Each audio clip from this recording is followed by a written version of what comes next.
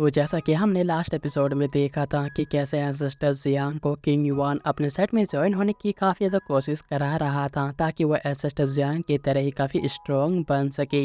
लेकिन उसके सिराते को एंसेस्टर जियांग ने पहले ही जान लिया था और इसी की वजह से एंसेस्टर जियांग ने बिना किसी देरी के डायरेक्टली किंग युआन को मार दिया था, वो भी अपनी खतरनाक लेवल के ब्लू फ्लेम से।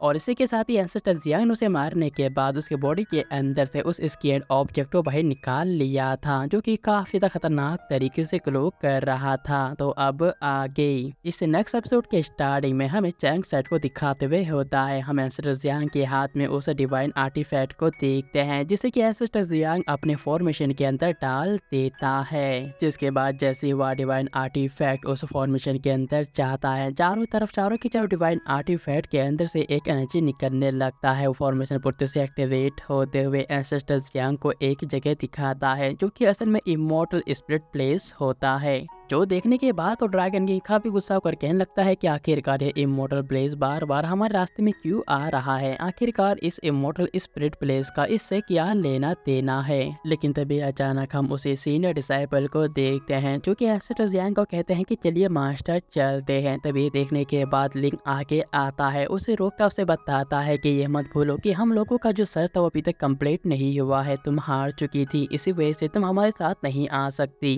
जिसके बाद लिन एंसेस्टर जियांग से कहता है कि चलिए मास्टर चलते हैं। इस बात को सुनने के बाद एंसेस्टर जियांग सबसे पहले उन चारों डिवाइन स्केर्ड आर्टिफैक्ट को लेता है और एक नजर किंगसू की तरफ देखता है। किंगसू ये देखकर समझ जाती है कि एंसेस्टर जियांग उसे कुछ कहना चाहते हैं और इसी की वजह से किंगसू एंसेस्टर जियांग को कहने लगती है कि आपको चिंता करने की कोई भी जरूरत नहीं, यहाँ पर जो कुछ भी होगा हम उसे संभाल लेंगे। जिस बात को सुनने के बाद एंसेस्टर जियांग थोड़े से शांत हो जाते हैं और अपने हाथ में उस फॉर्मेशन को लेते हुए ड्रैगन किंग के ऊपर सवार होता है और अपने बाकी डिसाइपल्स को लेकर वहां से निकल जाता है। जिसके बाद अगले ही सीन में हम देखते हैं कि एंसेस्टर जियांग 5th वर्ल्ड के इमॉर्टल स्पिरिट प्लेस के महल में पहुंच चुके थे, जहां पर उन्हें सिर्फ सन्नाटा दिखाई दे रहा था क्योंकि इमॉर्टल स्पिरिट प्लेस के पास कई सारे डिसाइपल्स थे, लेकिन आज उनमें से एक भी डिसाइपल उन्हें दिखाई नहीं दे रहा होता है। जिसकी वजह से वो सभी काफी परेशान और काफी हैरान थे। लेकिन यहाँ पर ड्रैगन किंग काफी तेजी के साथ हर एक जगह को छान रहा था और कहने लगता है कि मैं उन सभी को एक एक करके ढूंढ कर निकालूंगा। फिर ड्रैगन किंग ढूंढते ढूंढते मैन हॉल के दरवाजे को खोलकर अंदर जाता है, लेकिन अंदर जाते ही उसे एक डेड बॉडी दिखाई देता है।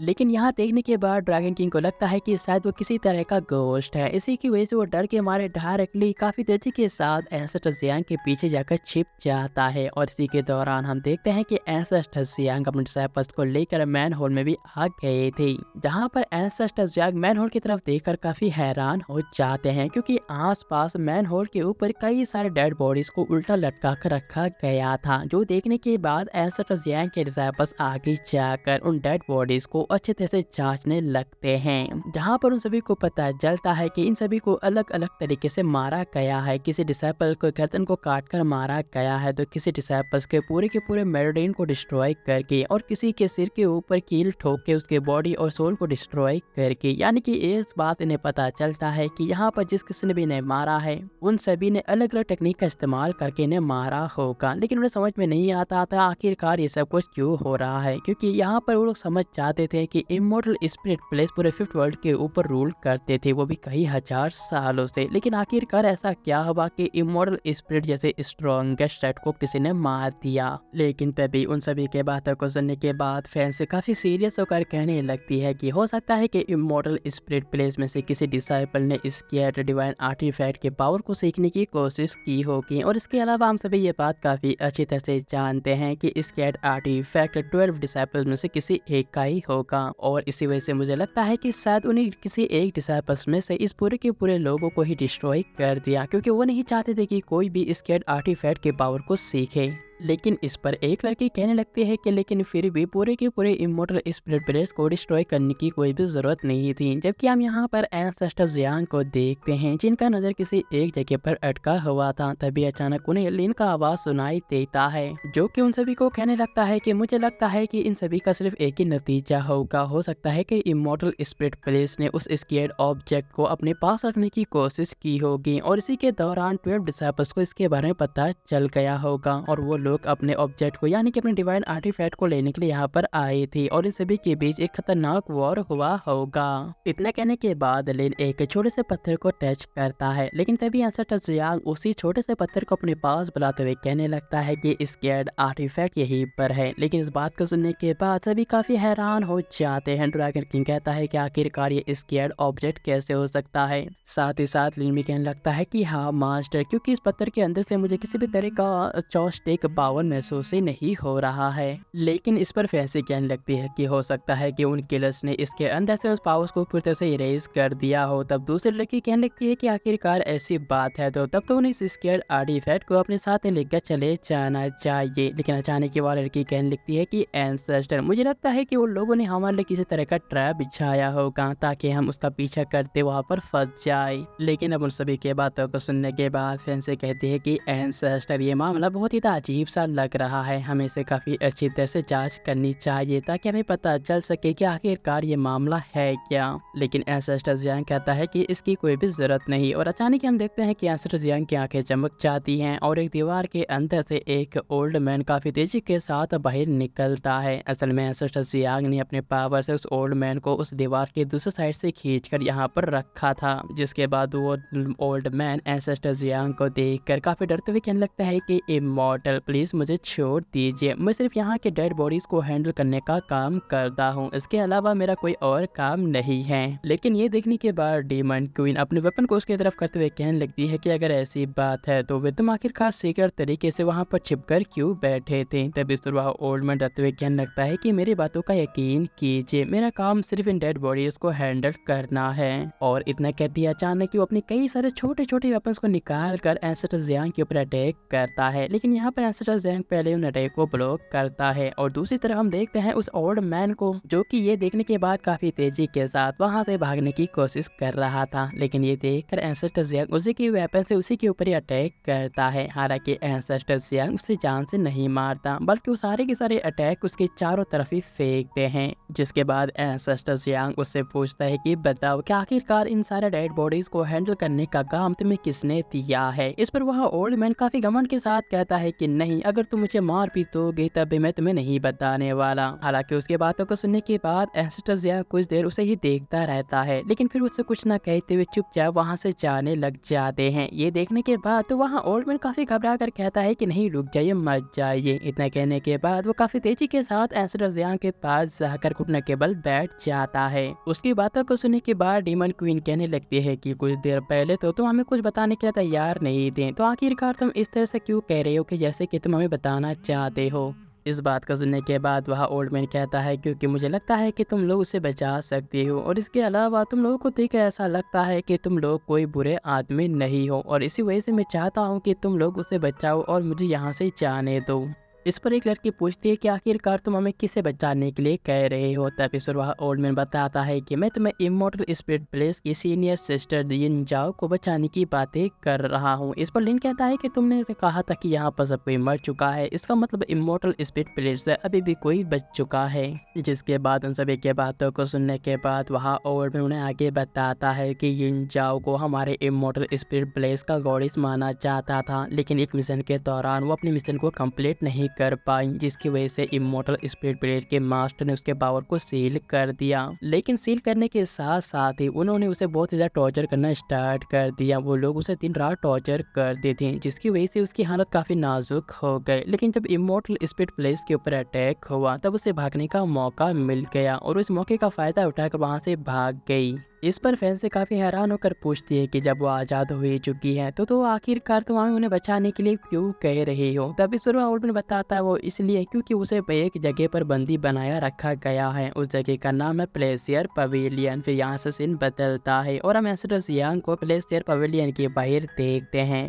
लेकिन ये देखने के बाद फैंसी कहने लगती है कि एंसेस्टर ये सारे की सारी चीजें तो काफी अच्छी तरह से निपट रहा है। इस पर एंसेस्टर जियांग कहता है कि कोई बात नहीं, अगर उन लोगों को हमारे साथ खेलने में मजा आ रहा है तो हम भी उसके साथ ही खेलेंगे। और फिर इतना कहने के बाद एंसेस्टर जियांग अपने डिसाइपल्स को लेकर उस पवेलियन के अंदर एंटर हो जाता है, जहाँ पर कई सारे लोग कई सारे लड़कियों का डांस देख रहे थे। लेकिन इसी के साथ ही एंसेस्टर जियांग को देखने के बाद दो खूबसूरत लड़कियां वहाँ पर आती हैं, जो कि एंसेस्टर जियांग को देखते हुए कहने लगती है कि यंग मास्टर, मुझे लगता है कि आप इस पवेलियन के अंदर पहली बार आए हैं। अगर आप चाहो तो हम आपको कंपनी देखकर आपको यहाँ की चीजों के बारे में बता सकते हैं। लेकिन इस बात को सुनने के बाद लिन जल्दी से आगे आता है, उन दोनों को ले जाते हुए कहने लगता है कि मेरा भी यहाँ पर फर्स्ट टाइम है, तो क्यों ना तुम दोनों मुझे एक कंपनी दो। इतना कहने के बाद लिन उन दोनों को लेकर वहाँ से चला जाता है, जिसके बाद एंसेस्टर जियांग अपने थ्रोन को समन करते हुए वहीं पर बैठ जाते हैं। ये देखकर फैंसी एंसेस्टर जियांग को चाय सर्व करने लगती है, लेकिन तभी अचानक उन्हें ऐसा करता हुआ देखकर तो डांसर लड़कियां हवा में डांस करते हुए कहने लगती हैं कि घर में चाय पीना काफी बोरिंग बात होगा, तो यंग मास्टर क्यों ना आप कुछ नई चीजें ट्राई करो। इतना कहने के बाद वो दोनों काफी डांस करते हुए अच्छी तरह से एक कप के अंदर कुछ चीजें डाल रही थी, जिसे देखकर वो दोनों जल्दी से एंसेस्टर जियांग के पास जाकर उसे देने की कोशिश करती हैं। लेकिन ये देखकर एंसेस्टर जियांग पहले ही उस चाय के कप को उठाकर उसे पीने लगता है। ये देखने के बाद उन दोनों ही डांसर लड़कियों को थोड़ा सा शर्मिंदगी होता है, लेकिन फिर वो कहने लगता है कि आपको चाय नहीं पीना चाहिए, बल्कि आपको हमारे साथ कुछ अच्छा खासा वाइन पीना चाहिए। लेकिन ये देखकर ड्रैगन किंग उस वाइन की बोतल को लेते हुए कहने लगता है कि तुम लोग हमारे से दूर रहो। लेकिन यहाँ पर दूसरी लड़की एंसेस्टर जियांग के ऊपर जानबूझकर गिरने की कोशिश करते हुए कहने लगती है कि मुझे तो चक्कर आ रहा है। लेकिन ये देखकर डेमन क्वीन उसे पकड़ते हुए दूर करती है, उसे बताती है कि हम यहाँ पर किसी को ढूंढने के लिए आए हुए हैं। इस पर वह दोनों ही लड़कियां हंसते हुए कहने लगती है कि यहाँ पर हर कोई किसी न किसी को ढूंढने के लिए आता है। फिर वो दोनों ही एंसेस्टर जियांग को सर्टिफाइज करते हुए कहने लगती है कि यंग मास्टर, अगर आज रात हमारे साथ आप चलने के लिए रेडी हो तो हम आपको बहुत ही अच्छे तरह से सर्टिफाइज कर सकते हैं। लेकिन तभी अचानक फैन से अपने एक क्लोन का इस्तेमाल करते हुए उन दोनों ही लड़कियों को वहाँ से दूर करते हुए कहने लगते हैं कि हम यहाँ पर यिन जियाओ को ढूंढने के लिए आए हैं। ये देखकर वो दोनों ही लड़कियां चिढ़ते हुए कहने लगती है कि फिर से यिन जियाओ को ही ढूंढने के लिए आए हो, लेकिन यहाँ पर तुम दोनों का कोई भी चांस नहीं है। लेकिन तभी अचानक उनके बातों को सुनने के बाद वहाँ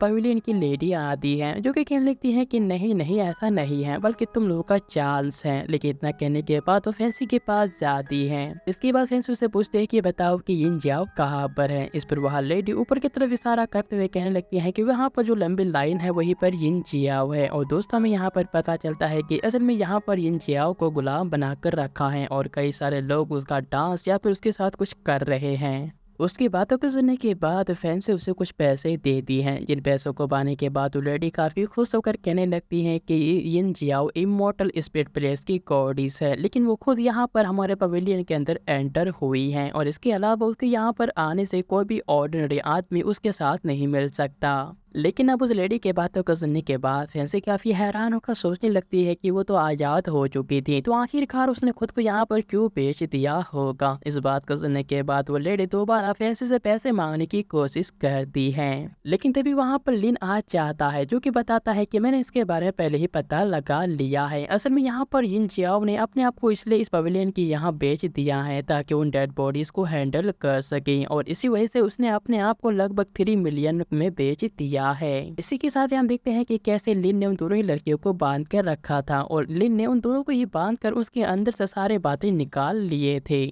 लेकिन उनके बातों को सुनने के बाद वो लेडी कहने लगती है कि देखो हमारे पवेलियन ने उसे यहाँ पर सहारा दिया है और इसी वजह से उसका कीमत उसे चुकाना ही होगा। और इस बात को सुनने के बाद फैन से पूछते हैं कि बताओ कि हमें क्या करना होगा। तब इस पर वह लेडी अपनी 5 उंगलियों को उठाकर इशारे से बताती है। लेकिन ये देखने के बाद ड्रैगन किंग चिल्लाकर कहने लगता है कि क्या तुम हमसे 5 मिलियन मांग रही हो। तब इस बात को सुनने के बाद वो लेडी कहने लगती है कि देखो। इस पर फैंसी कहने लगती है कि हम सिर्फ यिन जियाओ से मिलकर कुछ क्वेश्चन तो पूछना चाहते हैं। तब इस पर लेडी कहने लगती है कि देखो हमारा पवेलियन पैसे कमाता है, हम लोग कोई सहारा देने वाले लोग नहीं हैं, इसलिए हमें पैसे चाहिए। लेकिन तभी अचानक उन्हें एक मोटा और भारी आवाज सुनाई देता है, जो कि कहने लगता है कि 5 मिलियन में दे सकता हूँ। इतना कहने के बाद वो छलांग मारते हुए डायरेक्टली फैंसी के नजदीक आता है। उसके ऑरा को देखकर सभी समझ जाते हैं कि ये बंदा काफी स्ट्रांग है। जिसके बाद वो मोटा आदमी फैंसी को बहुत ही गंदी नजर से देखते हुए कहने लगता है कि तुम्हारे लिए मैं 5 मिलियन दे सकता हूँ, लेकिन उसके बदले में तुम्हें मेरे साथ कुछ वक्त बिताना होगा। इतना कहने के बाद वो मोटा आदमी फैंसी को हाथ से छूने की कोशिश करता है। लेकिन तभी अचानक उसका हाथ एक एनर्जी से पूरी तरह से कट जाता है, जिसकी वजह से उस मोटे आदमी को काफ़ी पेन होता है। वो देखता है कि असल में ये सब कुछ एंसेस्टर जियांग ने ही किया है। वो उसे गुस्से से कुछ कहने ही वाला था कि तभी अचानक एंसेस्टर जियांग दोबारा उसके ऊपर एक जोरदार अटैक करते हुए